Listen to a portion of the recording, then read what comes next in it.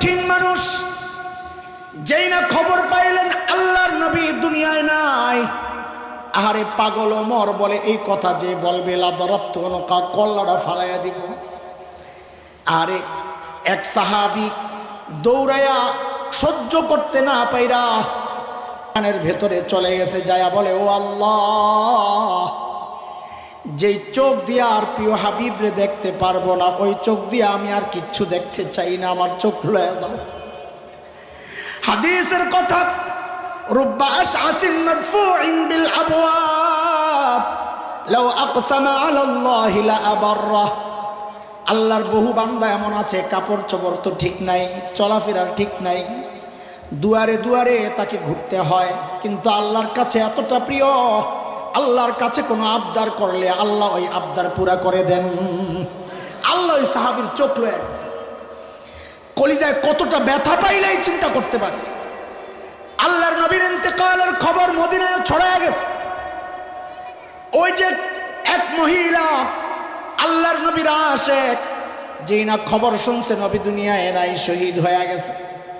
System তো যেখানে শহীদ হয়ে গেছেন ওখানে দাফন হয়ে যাবে। পাগলনি চিন্তা করে, হারে নবী যদি শহীদ হয়ে যান আর তো মদিনায় আসবেন না, নবীকে বুঝি আর দেখতে পারবো না। ছুটছে ওদের দিকে, রাস্তায় ওই যে মদিনার দিকে যেই মানুষগুলো ছিল ওদের সাথে দেখা, ওই যে দুই ভাগ হয়েছে মনে আছে না, মদিনার দিকে যারা ফেরত যাচ্ছেন ওদের সাথে দেখা। বলে আই আমার হাবিবের খবর কি, নবীর খবর কি বলো। সাহাবীরা বলে নবীর খবর তো আমরা জানি না, তোমার বাবা কিন্তু শহীদ হয়ে গেছে। পর্যায়ক্রমে ভাই, স্বামী, সন্তান সব শাহাদাতের খবর শুনেছে, কোনো খবর নাই। দৌড়ায় দৌড়ায় দৌড়ায় মাঠের কাছে যায়, জিজ্ঞেস করে নবীর খবর কি বলো। সাহাবায়ে কেরাম বলেন নবী জীবিত আছেন, নবী ভালো আছেন বিহামদিল্লাহ, যেমন তুমি চাও আল্লাহর প্রশংসা, তিনি তেমনটাই আছেন। বলে আমার আগে দেখাও। তো সাহাবায়ে কেরাম ইশারা করে দেখাইছেন, ওই যে দেখা যায়। পাগলনি বলেন কি জানেননি, বলে আমি আমার সব কষ্ট ভুলে গেলাম, এখন আর আমার কোনো কষ্ট নাই। সন্তান নাই, একটু চিন্তা করে, একজন নারীর জন্য, মায়ের জন্য সন্তান নাই, এই বিষয়টা এত সোজা না। স্বামী নাই, বিষয়টা এত সোজা না। বাবা নাই, বিষয়টা এত সোজা না। কিন্তু নবীর দিকে সব কষ্ট ভুলে গেছে। আহারে সাহাবী হযরত জাফর রাদিয়াল্লাহু আনহু, আবু তালিবের ছেলে জাফর, যিনি জাফর আত-তাইয়ার নামে পরিচিত, জুল জানাহাইন নামে পরিচিত, দুই ডানাওয়ালা জাফর। কি মানুষ! আবু তালেবের 4 ছেলে 1 মেয়ে ছিল। ওই 4 ছেলে জাফর, তালিব, আলী, আকিল। আবু তালেব ছেলেদেরকে, জাফর বিশেষ করে জাফর আর আলী রাদিয়াল্লাহু আনহুমাকে ঠেলে দিতেন, খালি ভাইয়ার সাথে থাকো, ভাইয়ার সাথে থাকো। কারণ আবু তালেব বুঝতেন আমার ছেলেরা যদি আমার ভাতিজার সাথে থাকে তো পথ হারাবে না, বুঝতেন এটা। ওই জন্যে খালি বলতেন ভাইয়ার কাছে থাকো, যাও ভাইয়ার কাছে থাকো। তো এত করে আলী এবং জাফর রাদিয়াল্লাহু আনহুমার একটা বিশেষ মহাব্বত নবীর সাথে তৈরি হয়েছে। লম্বা সময় ছিলেন, এক হইল রক্ত এক, আবার ছিলেন একসাথে। 3 নাম্বার হচ্ছে নবী, এই মহাব্বত তো সবচেয়ে উঁচা সাহাবীদের জন্য। এই 3 মহাব্বত একসাথে হইয়া জাফরের পুরা কলিজা ভিতরে খালি নবীর মহাব্বত আর ইশক। এই অবস্থায় আল্লাহর নবী হুকুম করলেন, জাফর হাবশায় হিজরত করা লাগবে। আগে একটা ঘটনা শোনাইছি আপনাদেরকে। আমাদের মহাব্বত নিয়ে তো সাহাবায়ে কেরাম ছিলেন না। ওই সাহাবী নবীর সঙ্গ ত্যাগ করে, সোহবত ত্যাগ করে চলে যেতে হবে, এটা আমাদের জন্য বলা যত সোজা, শোনা যত সোজা, সাহাবীদের জন্য ব্যাপারটা অত সোজা ছিল না। কিন্তু আল্লাহর নবীর হুকুম, সাহাবায়ে কেরাম আবেগকে নিয়ন্ত্রণ করেছেন নিজের নবীর হুকুমের সামনে। জাফর চলে গেছেন হাবশায় হিজরত করে। বহু বছর পর নবী আলাইহিস সালাম যখন মদিনায় গেলেন, বহু বছর পর, 6-7 বছর পর আল্লাহর নবী জাফরকে হুকুম করলেন, জাফর তুমি মদিনায় চলে আসো। এই লম্বা বিচ্ছেদের পর জাফরের কাছে খবর যখন পৌঁছে, কেমন খুশি লাগে এটা আমরা বুঝাইতেও পারবো না, বুঝবো না, সোজা কথা। হযরত জাফরের হিজরত 2 বার, একবার মক্কা থেকে হাবশা আর একবার হাবশা থেকে মদিনায়। হযরত জাফর ইবনে আবি তালিব মদিনার দিকে রওনা দিয়েছেন। খায়বর দুর্গ যেদিন বিজয় হয়েছে, এটা এক বিশাল আনন্দের ব্যাপার, শক্তিশালী দুর্গ মুসলমানদের হাতে। কিন্তু জাফর যখন মদিনায় ঢুকে, আল্লাহর নবী এতটা খুশি হয়েছেন, এতটা আনন্দিত হয়েছেন যে নবী আনন্দ আর খুশি প্রকাশ করতে যায় বলে ফেলছেন, মা আদ্রি বিআইহিমা আনা আশাদ্দু ফারহা বিকুদুমি জাফর আম বিফতহি খায়বর। আমি জানি না আজকে আমার আনন্দ যে লাগতেছে কোন কারণে বেশি, খায়বর বিজয়ের কারণে না জাফর যে মদিনায় আসছে এই কারণে। চিন্তা করা যায় কতটা খুশি হয়েছেন নবী। তো নবী যদি এত খুশি হন, জাফরের কি অবস্থা? এটা উপলব্ধির বিষয়, একটু চিন্তা করেন, সময় দিলাম বুঝতে থাকে। নবীর যদি এই অবস্থা হয় যে খায়বরের মতো কেল্লা বিজয় একদিকে, জাফর ওই দিনই মদিনায় ঢুকছেন, নবী বলেন আমি বুঝতে পারছি না কোন কারণে আমার আজকে বেশি আনন্দ, খায়বর বিজয়ের কারণে না জাফর মদিনায় ঢুকার কারণে। আল্লাহু আকবার।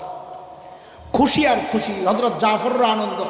এত লম্বা বিচ্ছেদের পর এখন নবীর সান্নিধ্যে চলে আসছেন। আয়াত নাজিল হইছে, ইয়া আইয়ুহাল্লাযীনা আমানু কাতিলুল্লাযীনা ইয়ালুনাকুম মিনাল কুফফার।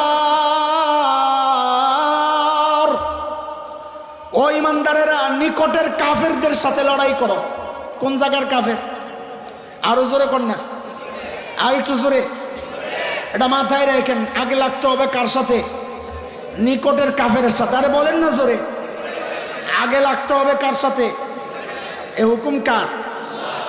আমরা বলি এগুলো, আমাদের সাথে চেষ্টা যাইও না, হুকুমটা কার?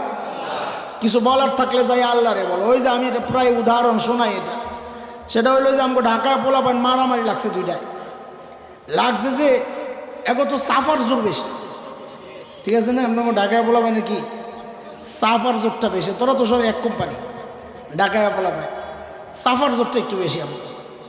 তো দুইটাই যে লাগছে, একটা খাইছে মায়ের খাইয়াই বাইতে যাইয়া চিঠি লেখছে। তখন তো আর ওই মোবাইল আর মেসেজ সিস্টেম ছিল না, চিঠি লেখছে। তো চিঠির মধ্যে কি লেখছে? আবে আমগো মহল্লায় তোরা পায়াল খাওয়া না। চিঠি লয়া গেছে ডাক পিয়ন, চিঠিটা খুললাই যেই দেখছে আবে আমগো মহল্লায় তোরা পায়াল খাওয়াম। জিদ দিয়ে কি করবো, চিঠিটারে ছিড়াই ডাক পিয়নরে মারছে এক চটকা। আচ্ছা কন্ত দেখি ডাক পিয়নের কোনো দোষ আছে?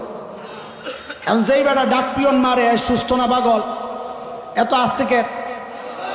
যে বেটা ডাক পিয়ন মারতে যায় সুস্থ না পাগল? আর একটু জোরে কর না, সুস্থ না পাগল? আরে এই মোল্লা মুন্সিরা আল্লাহর কালামের ডাক পিয়ন, কালাম তো পাঠাইছেন আল্লাহ। এই মুন্সিরা যে আপনাদের কাছে কোরআন পৌঁছায়া দেয়, আপনার ভাল না লাগলে যিনি চিঠি পাঠাইছেন তারে যায় ধরেন, ডাক পিয়ন মারতে আসেন, এটা কোন অভ্যাস? বুঝা গেল এটা সুস্থ না, এটা কি রে? যারা মৌলবী মারতে আসে এরা কি? আর একটু জোরে কর না, কি শান্তি লাগতেছে, আর একটু জোরে কর। তো নবী আলাইহিস সালাম মুতার যুদ্ধের জন্য ঘোষণা দিলেন রোমানদের বিরুদ্ধে লড়াই হবে। তখন কাফেরদের সবচেয়ে কাছে ওরাই, কারণ ইসলাম আরবের যত কওম আছে ওদেরকে মোটামুটি হারায়া টারায়া শেষ। ৮ম হিজরির পর মক্কা বিজয় হওয়ার পর পুরাপুরি হুনাইন, তায়েফ সব নিজেদের কাছে চলে আসছে। এখন কাছে হচ্ছে সিরিয়ার কাছে রোমানদের সাম্রাজ্য এই পর্যন্ত বিস্তৃত ছিল। তো ওদের সাথে লড়াই করার সিদ্ধান্ত হয়েছে, মুতার যুদ্ধ নামে যেটা পরিচিত। আল্লাহর নবী সাল্লাল্লাহু আলাইহি ওয়াসাল্লাম রোমানদের বিরুদ্ধে যুদ্ধ সেনাপতি নিয়োগ করলেন হযরত যায়েদ ইবনে হারিসা রাদিয়াল্লাহু আনহুকে, নিজের পালক পুত্র। কিন্তু ঘোষণা দিয়েই নবী কি বলেন শুনেন। নবী বলেন, ফাইন উসিবা যায়েদ ইবনে হারিসা ফাজাফর ইবনে আবি তালিব আলান নাস ওয়া ইন উসিবা জাফর ইবনে আবি তালিব ফাআব্দুল্লাহ ইবনে রাওয়াহা আলান নাস। নবী বলেন, যদি যায়েদ ইবনে হারিসা শহীদ হয়ে যায় তো ঝান্ডা হাতে নিবে, নেতৃত্ব গ্রহণ করবে জাফর ইবনে আবি তালিব। যদি জাফর শহীদ হয়ে যায় তো ঝান্ডা হাতে নিয়ে নেতৃত্ব দিবে আব্দুল্লাহ ইবনে রাওয়াহা। সাহাবায়ে কেরামের আর বুঝতে দেরি হয় নাই, কষ্ট হয় নাই যে যায়েদ ইবনে হারিসার মদিনায় ফিরবে না, জাফর ইবনে আবি তালিব আর মদিনায় ফিরবে না। শাহাদাতের ইশারা হয়ে গেছে। কারণ কি? নবী বলেছেন যদি যায়েদ শেষ হয় তো জাফর জাফর শেষ হইলে আব্দুল্লাহ ইবনে রাওয়াহা মানে আগের দুইজন শেষ, আব্দুল্লাহ ইবনে রাওয়াহার হাতে নেতৃত্ব যাবে। এটা সবাই বুঝে গেছে, জাফর বুঝেন নাই? হ্যাঁ, কেমন লাগে তখন বলে? এই লম্বা সময়ে এত পরীক্ষা দিয়া এত কষ্টের পর একটু সুখের জীবন ভোগ করা শুরু করছে মাত্র। কোন সুখ? টাকা পয়সার সুখ না, প্রিয় হাবিবরে দেখে এই সুখ। সাহাবায়ে কেরামের জন্য এটা যে কত আনন্দের ছিল। এক সাহাবী মসজিদ নববীর পাশে খালি আয়া বয়া থাকে সকালবেলায়, সবার আগে আগে। তো নবী সবসময় খেয়াল করছেন যে এটা সবার আগে আগে খালি ঘরের আশেপাশে ঘুরে। ও কিরে, তুমি তো কিছু জিজ্ঞেস করো না? তো কি বলে, ইয়া রাসূলুল্লাহ, আমি তো কিছু জিজ্ঞেস করতে আসি না। বলে কি জন্য আসো? আমি শুধু আসি আপনার চেহারা একটু দেখার জন্য। ওই সাহাবী এখন নবীকে ছাইরা চলে যেতে হবে জাফরের। আবার কার? জাফর। কোন জাফর? এত লম্বা টাইম যিনি নবী থেকে বিচ্ছেদ, হ্যাঁ, এত কষ্টের পর এখন এক সুখের জীবন। জাফর মেনে নিয়েছেন, কারণ কি? তিনি সাহাবী। কি তিনি? আমাদের পক্ষে এটা মুশকিল ছিল। আমি নিজের কথাই বলি, আপনাকে হালত আমার জানা নাই, আমারটা তো আমি জানি। বলি যে পরীক্ষায় ফেল করতাম, নিশ্চিত পরীক্ষায় ফেল করতাম। হযরত জাফর ঘরে চলে গেলেন বিদায় নেওয়ার জন্য। বিবি এত কষ্টের সঙ্গী, 4 সন্তান, আওন, আব্দুল্লাহ, মোহাম্মদ, নোমা, ছোট্ট ছোট সব। বিয়ে তো করছেন, বেশি দিন হয় নাই, জাফর তো যুবক। আচ্ছা, ওই ছোট্ট ছোট্ট বাচ্চাদের দিকে তাকাইলে তখন কেমন লাগে? এক হজের সফরে যাই, আমার নিজের কথা শোনায়, বিদায়ের সময় আমি বাচ্চাদের চেহারার দিকে তাকাই না। কেন? কারণ আমি জানি ওদের চোখে পানি, ওই পানি দেখলে আমি নিজেকে সামলাইতে পারব না, আর আমার চোখে পানি দেখলে ওরা সব গড়াগড়ি করে চিৎকার করে। এই জন্য বাচ্চাদের মুখের দিকে তাকাই না। 1 মাস 40 দিনের সফরের হালত হচ্ছে এটা। চিরদিনের জন্য স্ত্রী আর সন্তানদেরকে ছেড়ে চলে যাচ্ছে জাফর। তার দিলের হালত কি? হ্যাঁ, দিলের হালত যাই হোক, তিনি তো জাফর আত-তাইয়ার সাহাবী। আল্লাহ বিদায় নিয়ে যখন ঘর থেকে বের হচ্ছে, রিওয়ায়েতে আসছে আব্দুল্লাহ ছোট দৌড়ে যায়, জড়ে ধরছেন, আব্বু কই যাও? মোহাম্মদ চায় কাপড়টাই না ধরছে, বাবা কই যাও? রিওয়ায়েতে আসছে হযরত জাফর বাচ্চাদের চেহারার দিকে তাকায় না। তাকাইলে যদি মায়া লেগে যায়, কারণ সামনে নবীর হুকুম, ওইটা মানতে হবে। তুচ্ছ বাচ্চা, একে বলে সন্তানের চেয়ে নবীকে মহব্বত করা, বুঝো? হিসাব মিলান তো, হিসাব মিলান, পারবেন কিনা হিসাব মিলান? যার দিকে সন্তান, একদিকে জিহাদের ডাক আসছে, সাহাবীদের জিন্দেগি হচ্ছে তুচ্ছ আমার সন্তান, তুচ্ছ আমার পরিবার, তুচ্ছ আমার নবীর বিচ্ছেদ, সব বাদ। নবী হুকুম করেছেন, যা করেছেন তাই করতে হবে। এর নাম হচ্ছে হুব্বে রাসূল, এর নাম হচ্ছে নবীর মহব্বতের নমুনা। হযরত জাফর চলে গেছে। মহব্বতের দাবি তো করি, জিজ্ঞেস করলে জীবন দেওয়ার জন্য সব লাফায় উঠবে। এখন যদি বলি নবীর ইজ্জত রক্ষায় জীবন কে দিবি, সব লাফায় উঠবে। জীবনটা দেওয়ার জন্য তো কল্লাটা কাটতে হবে নাকি? হ্যাঁ, কিন্তু কল্লা না কাইটা শরীরের 4-5 ইঞ্চি জায়গা যদি চাই, কল্লা কাটা লাগবে না। নবীর মহব্বতে শরীরের 5-7 ইঞ্চি জায়গা চাই, কল্লা লাগবে না। কল্লা তোর জায়গা থাক, 5-6 ইঞ্চি জায়গা চাই। নবীর মহব্বতে দেওয়ার জন্যে জীবনটা পুরাটাই তো দিতে চাইছিলি, পুরা বাইরেটাই তো দিতে চাইছিস। আমি একটা রোমেনা চাইছি, এটা কি বেশি চাওয়া? বলেন, যেখানে পুরা বাড়ি দিতে প্রস্তুত, জীবন দেওয়া মানে কি পুরাটাই তো দিলাম নাকি? তা আমি যদি পুরা বাড়ি না চাই, একটা রোম চাই, এটা দেওয়া কি কঠিন না সহজ? অথচ দেখা যাবে এই সহজ কাজটা করতে কেউ রাজি না। বলে কি বলতে চাইতেছেন বুঝতেছি না তো, কিছু অনেক বেশি দূর থেকে আসতেছি খোঁচা। তো এবার কাছাকাছি আই না খোঁচাটা দিয়ে, খোঁচা না বলা। যেই মানুষটা জীবন দিতে প্রস্তুত, ওই মানুষটা নিজের মুখের এই 2-3 ইঞ্চি জায়গা নবীর জন্য ছাড়তে রাজি না। কেমনে বিশ্বাস করি সে জীবন দিবে? কেমনে বিশ্বাস করবো আপনি জীবন দিবেন? মুখের এই 2-3 ইঞ্চি জায়গা আমি নবীর জন্য ছাড়তে রাজি না। যেখানে নবীর সুন্নতের গাছ লাগাইতে চাই, নবীর সুন্নত চাষ করতে চাই, তোর শরীরের এই অংশটুকু আমারে দিয়া দে, আমি তো মনে করি বহু মানুষ আছে যারা চুপচাপ বসে থাকবে, অথচ চোখের পানি তারও বাইস। তো মহাব্বতটা কি? ওই যে নুরুল্লাহ ভাইয়ের মতো আগের মতো কাঁপি না। এর যুবক, একটা ভালো মুহূর্ত আছে, এই মুহূর্তটা হাতে পায়ে ধইরা বলি, নবীরে ভালোবাসস, এই দাবি যদি করস, আপাতত জীবনটা লাগবো না, আপাতত আমি এই মুখটা চাই। আল্লাহর হাবিবের মহাব্বতের নমুনা এখনই দাঁড়ায় প্রকাশ কর। যার জিন্দেগিতে দাড়িতে হাত দিব না ইনশাল্লাহ। দাঁড়া দেখি কে দাঁড়াবি। আল্লাহ দাঁড়া। যে দাড়ি রাখছে সে না, দাড়ি রাখছে যে সেনা, বস। এই মাদ্রাসা ছাত্র বস। দাড়ি রাখছে যে সেনা, যে দাড়ি কাটতো এতদিন, এমন যুবকরা দাঁড়াও, দাঁড়াও, মুরব্বীরাও দাঁড়ান। আর কত হাত দিবেন, আর কত হাত দিবেন? নবীর কলিজায় আর কত বেলেট চালাবেন? কেমনি মুখ নিয়ে নবীর সামনে দাঁড়াবেন বলেন আমাকে? দাঁড়াক আল্লাহর ভরসা করে দাঁড়ায় যান, আল্লাহর উপর ভরসা। লিল্লাহি তাকবীর। এই বলবেন তাকবীর দে, আল্লাহু আকবার। দাঁড়ান, দাঁড়ান, আরো দাঁড়ান। এই বিশাল মজমা, 100 মানুষ দাঁড়ানোর কথা। দাঁড়ান। যার দাড়ি নাই, দাড়ি আছে যার, সে বসবে। যার দাড়ি আছে না, আপনাদের যার দাড়ি আছে সে দাঁড়াবে না। এতদিন দাড়ি কাটতো, আজকে থেকে নবীর মহব্বত প্রকাশ করবে যে আমি আর দাড়ি কাটবো না ইনশাআল্লাহ। দাঁড়ান ইনশাআল্লাহ। হ্যাঁ, কে আছে? আর যে দাঁড়াইছে সবাই দাঁড়াও, কেউ বসবা না, বসবা না, আমরা দেখতে চাই। এই পাশে পাশে যারা দাঁড়ায় আছে, এখানে কেউ দাঁড়াইলে ভেতরে ঢুকে দাঁড়ান। এই যে হাত উঠাইছে কেটা, ভিতরে ঢুকেন, ভিতরে ঢুকে দাঁড়ান, ভিতরে ঢুকে দাঁড়ান। মাশাআল্লাহ, মারহাবা। এই যে আল্লাহু আকবার। হ্যাঁ, জোরে আল্লাহু আকবার। কত হবে বয়স?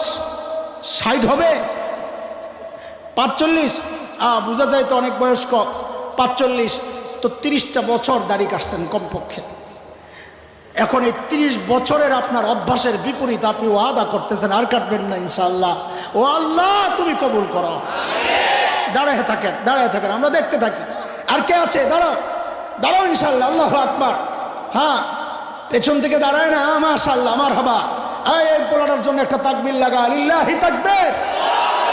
মাশাআল্লাহ। আর কই, আর কই, আর কই? মাশাআল্লাহ, মারহাবা, জাযাকুমুল্লাহ, হাইয়াকুমুল্লাহ, বারাকাল্লাহ। এই শুনেন, মাশাআল্লাহ। এই যে আরো দাঁড়াইতেছে। দাঁড়া, দাঁড়া, দাঁড়া, দাঁড়া। মাশাআল্লাহ, মারহাবা, জাযাকুমুল্লাহ, বারাকাল্লাহ। আল্লাহ তুমি কবুল করো। বাইরে তো করে যে দাঁড় করাই, আমগো ধান্দা আছে একটা, আমগো ধান্দা আছে। ধান্দা হইলো, আমার তো নাই কোনো পুঁজি, এগুলো হইলো আমার সব পুঁজি। আল্লাহর সামনে যদি এগুলারে পেশ করা যায়, আল্লাহ কিচ্ছু নিয়ে আইতারি নাই। একটা কাম করছি, তোমার হাবিবের সুন্নতের গাছ লাগাইছি, আমি চাষ করছি, ওই সুন্নতের মালি হিসাবে আমার ছাইড়া দাও। এই উসিলায় যদি আল্লাহ মাফ করে দেয়, এই জন্য এই কামনা করি আমি। মাশাআল্লাহ, মাশাআল্লাহ। ও ভাই, এরপরে আমার সাথে দাড়ি সহ দেখা করতে হবে ইনশাআল্লাহ। হ্যাঁ ইনশাআল্লাহ, দাড়ি সহ দেখা করবেন। সো আমি আপনার কাছেই তো আছি, একটু চাইলেই যাওয়া যাবে। আপনাদের এলাকার বহু ছেলেবেলে যায়, তো ওদের সাথে চলে যাবেন ইনশাআল্লাহ। দাড়ি সহ দেখা করবা সবাই। কে কে জানি দাড়ি রাখার ওয়াদা করছে, শুধু হাত ওঠাবে। মাশাআল্লাহ। এই যে কত আছে, মাশাআল্লাহ। আল্লাহ, আল্লাহ কবুল করো। ও পিছনে আছে, মাশাআল্লাহ, সাবাস, মারহাবা। ওই পিছনে হাত দেখা যায়, এত তো মানুষ দেখা যায় না, এখন হাত দেখা যাইতেছে। আল্লাহু আকবার। সবাইকে দাওয়াত, আমার সাথে দাড়ি সহ দেখা করবেন ইনশাআল্লাহ। ইনশাআল্লাহ হাসরের মাঠে নবীর সাথে দাড়ি সহ দেখা করবো ইনশাআল্লাহ। আল্লাহ কবুল করেন। হাত নামান। ও দোস্ত, কাটতেছেন তো, আমল অনেক অনেক গুনাই তো করেন না, অনেক গুনাই তো আমরা করি, কিন্তু দাড়ির গুনাটা আমার কাছে একটু আলাদা মনে হয়। কেন জানেন? কেন জানেন? একটু খেয়াল করেন। একজন মুসলমান হিসাবে আমাদের জন্য সবচাইতে একটা দামি মুহূর্ত বাইর করেন তো আপনারা সবাই মিললে। যার চেয়ে দামি মুহূর্ত একজন মুসলমান হিসাবে আমার জন্য আর হইতে পারে না, এমন একটা মুহূর্ত বাইর করেন তো। হ্যাঁ, আচ্ছা আমি বলি, বুঝছি আপনাদের মাথা এক একজনেরটা এক এক দিকে গেছে, তা আমি বলি, আপনি মিলাইয়া দেখেন। যদি আমি বলার পর এরপর যদি আপনার কাছে মনে হয় না এর চেয়ে দামি মুহূর্ত হইতে পারে, তো বলেন, অসুবিধা নাই, আমিও শিখি। তো শুনেন, আল্লাহর হাবিব সাল্লাল্লাহু আলাইহি ওয়াসাল্লাম বলেছেন, ইন্না আকরাবা মা ইয়াকুনুল আবদু মির রাব্বিহি ওয়া হুয়া সাজিদ। একজন বান্দা আল্লাহর সবচেয়ে নিকটে পৌঁছে যায় যখন সে সেজদায় লুটায়। কোথায় কোথায়? তাহলে আমল হিসাবে সবচেয়ে দামি আমল আমার জন্য কোনটা? কোন অবস্থা আল্লাহর কাছে যাওয়ার জন্য কোনটা? সেজদা। আচ্ছা, এই সেজদাটা দিলাম তো এক সেজদা হইল, তাই না? এক সেজদা দিলাম তো কয়টা হইল? এইটারে যদি আমি কোনোভাবে 1 লক্ষ গুণ বাড়াইতে চাই, সুযোগ আছে না? কি সুযোগ? বাইতুল্লাহ বলেন, কই বাইতুল্লাহ যায় যদি এক সেজদা দেয় তো আমলনামায় উঠবে কয়টা? কথা বলে না কত? তাইলে আমার এক সেজদায় উঠলো কত? আচ্ছা, এই 1 লক্ষ সেজদা যদি আমি লাইলাতুল কদরে যায় দেই বাইতুল্লাহ, কত? আপনার যারা মাধ্যম দরকার, এই মুহাক্কিক আলেম এই কথা কয়। লাইলাতুল কদর কয় বছর? 83 বছর না?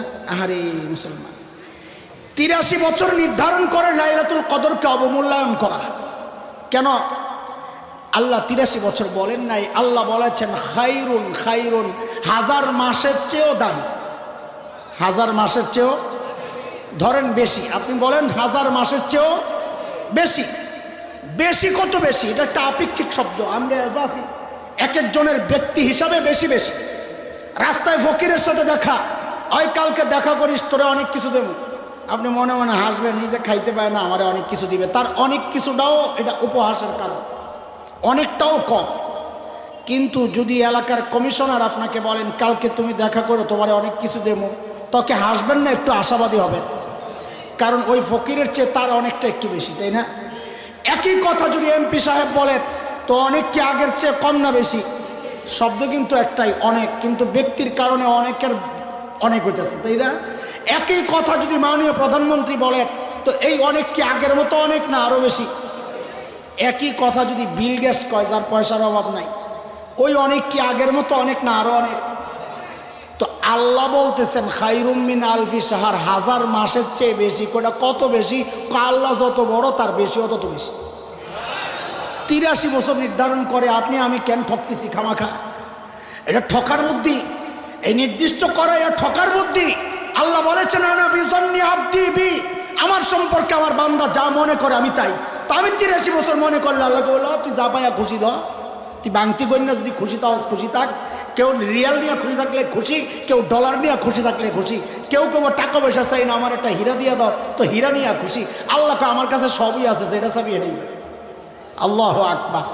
আচ্ছা বলেন, এই যে একটা অবস্থা, লাইলাতুল কদরে কাবা বাইতুল্লাহর সামনে সিজদায় পড়ে আছে, আমার দৃষ্টিতে একজন ইমানদারের জন্য এর চেয়ে দামি মুহূর্ত আর হইতে পারে না।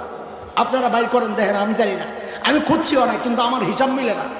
এটাই আমার কাছে হিসাব মিলে যে সবচেয়ে দামি মুহূর্ত হচ্ছে লাইলাতুল কদরে, লাইলাতুল কদরে কাবার সামনে সিজদা অবস্থা। বুঝছেন কথা? আপনি যদি দাড়ি কাটেন দোস্ত, এই দামি মুহূর্তেও আপনি গুনাহ করতেছেন, গুনাহ বন্ধ নেই। এইবার হিসাব মিলা, বিষয়টা আপনাদের কাছে কত সহজ, আমাদের কাছে অত সহজ না। এমন আরেকটা গুনাহ দেখান যে আপনার মৃত্যুর সময় দুনিয়াবাসী সাক্ষী এই মানুষটাই গুনাহ করে, দেখান আরেকটা গুনাহ। আমার কাছে তো লাগে একমাত্র গুনাহ যে মৃত্যুর সময় দুনিয়ার মানুষ সাক্ষী যে এই গুনাহটা সে করতো, দাড়ি কাটতো। আরেকটা গুনাহ দেখা, বিষয়টা যত সহজ মনে করেন অত না। এই জন্য দোস্ত, প্রিয় হাবিব আমার, ও বন্ধুরা, বাবারা, সন্তানেরা, কলিজার টুকরা ভাইয়েরা, নবীকে মহাব্বত করি, এই দাবি যদি করি তো মডেল বানাইতে হবে কাদেরকে বলেন তো একটু চিল্লায়া? আরো জোরে মডেল কারা, নমুনা কারা? সাহাবায়ে কেরাম নবীকে মহাব্বতের সাথে সাথে 2 নম্বর হক আদায় করেছেন যেভাবে, আমাদেরকেও ওইভাবেই হক আদায় করা লাগবে। নবীকে নিজেকে সাজাইছেন নবীর সুরত দিয়া। একটা দুইটা ঘটনা আপনাদেরকে শুধু শোনায়া একটা নমুনা দেখাইতেছি, নমুনা।